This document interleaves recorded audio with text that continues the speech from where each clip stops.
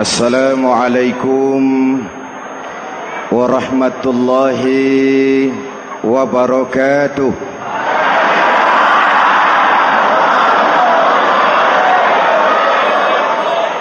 Alhamdulillahi rabbil alamin.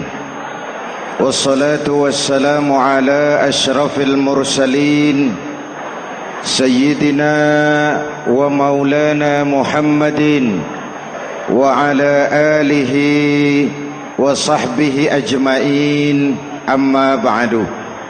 Para ulama yang saya muliakan, hadirin hadirat ma'asyiral muslimin yang saya cintai, banyak kita alami perubahan-perubahan yang terjadi, baik perubahan yang menyangkut sosial budaya, lebih-lebih yang menyangkut sosial politik. Yang tidak banyak mengalami perubahan adalah sosial ekonomi.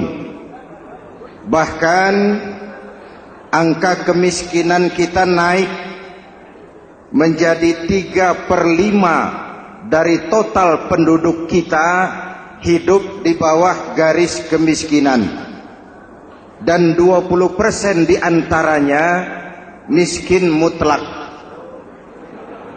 Perubahan-perubahan yang terjadi menyadarkan kita kepada kebenaran Al-Quran ketika Allah menyatakan wa tilkal ayyamu nudawiluha bainan nas. Hari itu kami putar di antara manusia. Ada saat datang, ada waktu pergi. Ada hari lahir, ada saat kembali. Ada waktu dilantik, ada saat menyerahkan jabatan. Hari kami putar di antara manusia dan hidup cuma sekadar menunggu giliran. Soalnya kemudian di tengah perubahan-perubahan yang terjadi begitu cepat, what must we do now?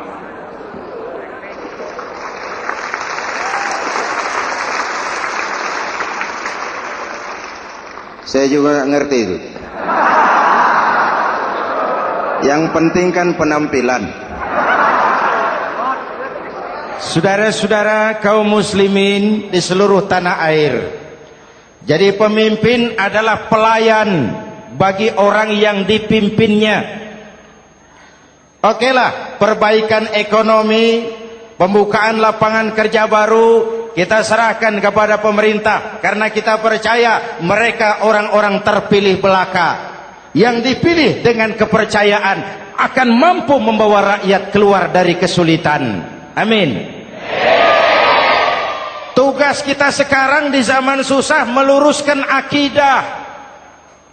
Jangan sampai mbah dukun yang naik ke permukaan. Betul? Islam misinya yang pertama membebaskan manusia dari kemusyrikan. 13 tahun Rasul berjuang di Makkah, menanamkan akidah, meluruskan keyakinan, membentuk iman. 13 tahun membebaskan manusia dari belenggu kemusyrikan.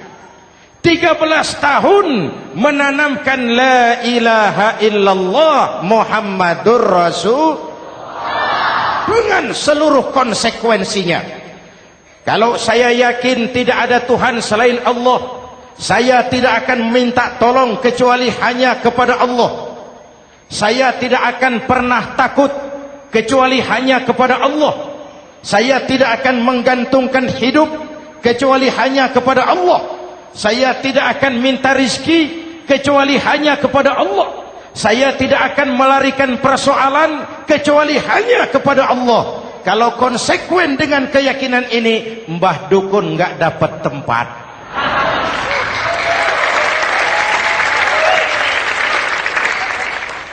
Akur? Ayo lihat secara sederhana. Saya sandaran di tiang, tiangnya ambruk, sayanya jatuh. Saya sandaran di tembok, temboknya runtuh, saya juga runtuh. Saya sandaran kepada orang kaya, dia jatuh miskin, saya bangkrut. Saya sandaran kepada jenderal, dia pensiun, saya selesai. Tapi kalau saya sandaran hanya kepada Allah, Allah tidak akan pernah miskin, Allah tidak akan pernah lumpuh, Allah tidak akan pernah terpuruk, dan Allah tidak akan pernah berkurang kekuasaannya.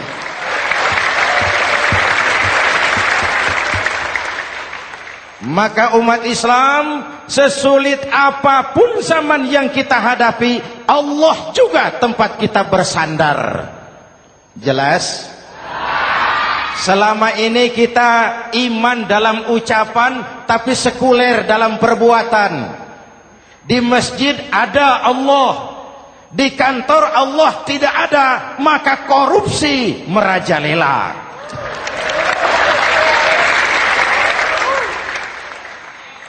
Di masjid ada Allah, di pasar Allah tidak ada, maka timbangan tetap curang.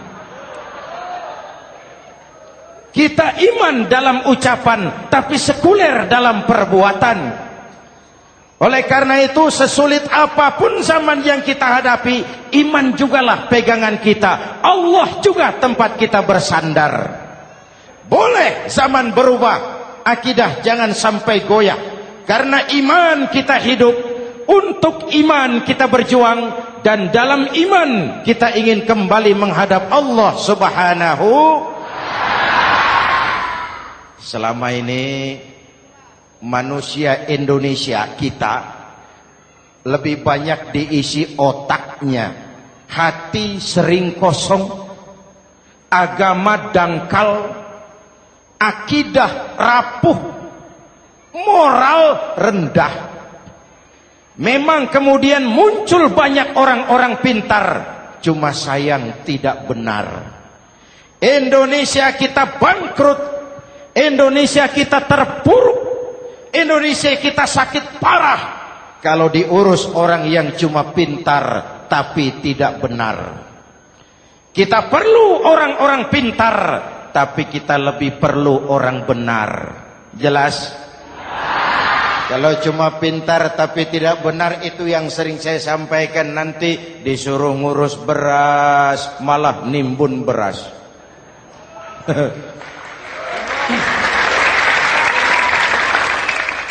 Disuruh ngurus laut malah jadi bajak laut. Disuruh ngurus hutan rame-rame jadi orang hutan. Jutaan hektar hutan Indonesia kita ini merupakan kekayaan sumber daya alam kita yang harus digunakan bagi sebesar-besar kemaslahatan rakyat. Yang disuruh ngurus hukum malah bikin hukum seperti pisau, tajam ke bawah, tumpul ke atas. Jangan heran lalu di masyarakat muncul street justice, pengadilan jalanan, sebagai refleksi dari ketidakpuasan melihat sikap hukum yang sangat berpihak. Kalau yang kecil salah, hukum cepat-cepat ditegakkan.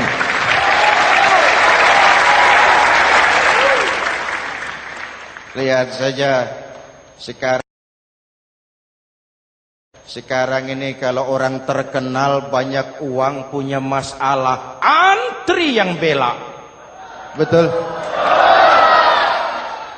Tapi saudara lihat si Marsinah di Jawa Timur, si Sengkon dan Karta di Jawa Barat, si Udin Bernas wartawan Jogja, terseok-seok mencari keadilan, sampai hari ini urusannya masih remeng-remeng.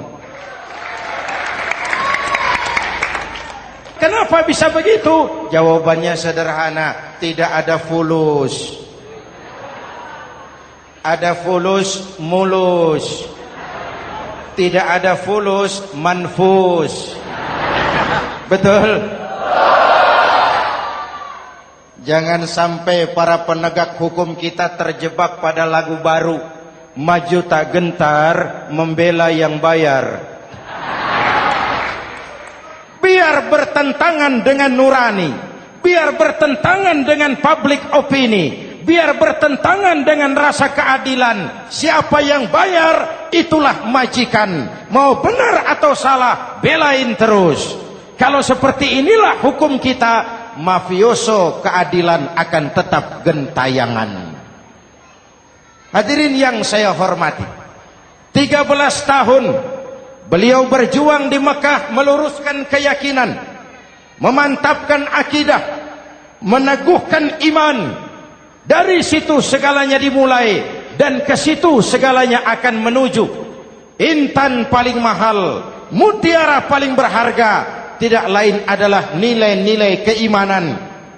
Kalau itu sudah tergadai, apalagi yang bisa kita banggakan dalam kehidupan ini?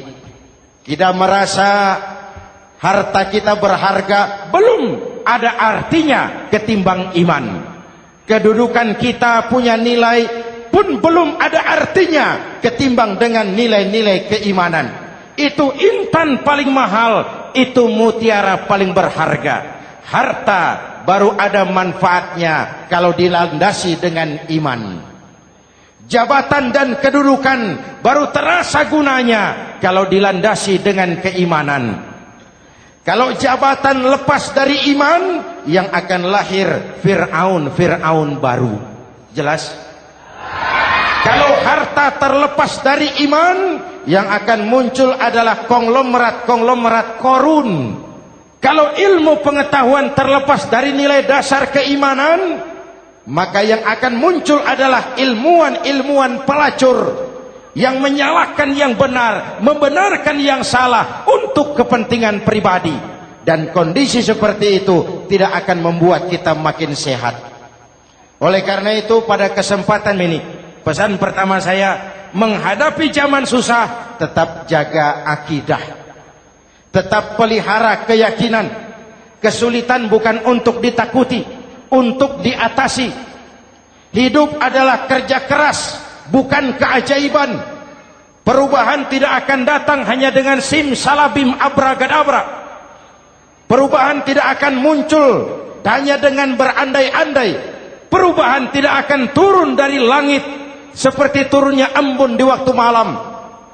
Perubahan adalah kerja keras, sehingga Al-Quran membimbing kita, innallaha la yughayyiru ma biqaumin hatta yughayyiru ma bi anfusihim.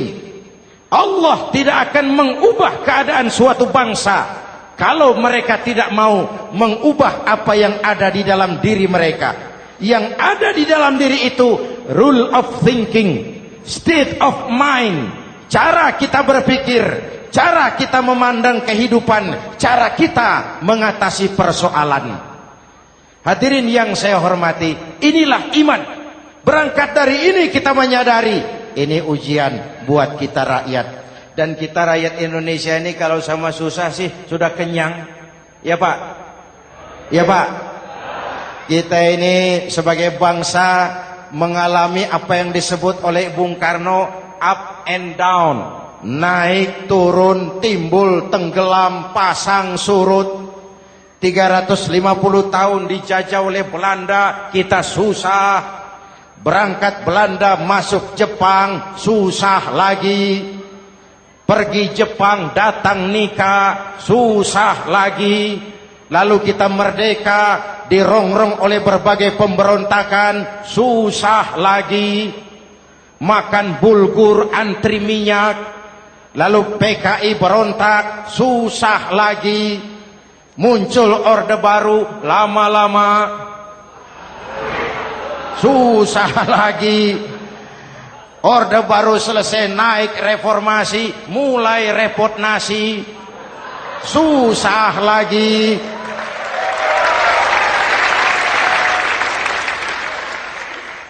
Kalau susah kita ini sudah akrab, sudah intim. Mestinya kalau sudah susah seperti itu, jangan salah sikap menyikapi kesusahan. Jangan sampai kita potong kompas, ambil jalan pintas, terjebak menghalalkan segala cara. Itu tidak akan menguntungkan, itu tidak akan menyelesaikan. Kalaupun selesai, nampaknya penyelesaian sesaat. Dan penyelesaian sesaat bukan penyelesaian yang sebenarnya. Karena itu tetaplah dalam koridor keimanan. Boleh zaman berubah, akidah jangan sampai goyah. Silahkan masa berganti, tapi keyakinan jangan mati. Sekali la ilaha illallah sampai tetes darah paling penghabisan, tetap la ilaha illallah. Sanggup? 3 orang. Sanggup? 21. Sanggup?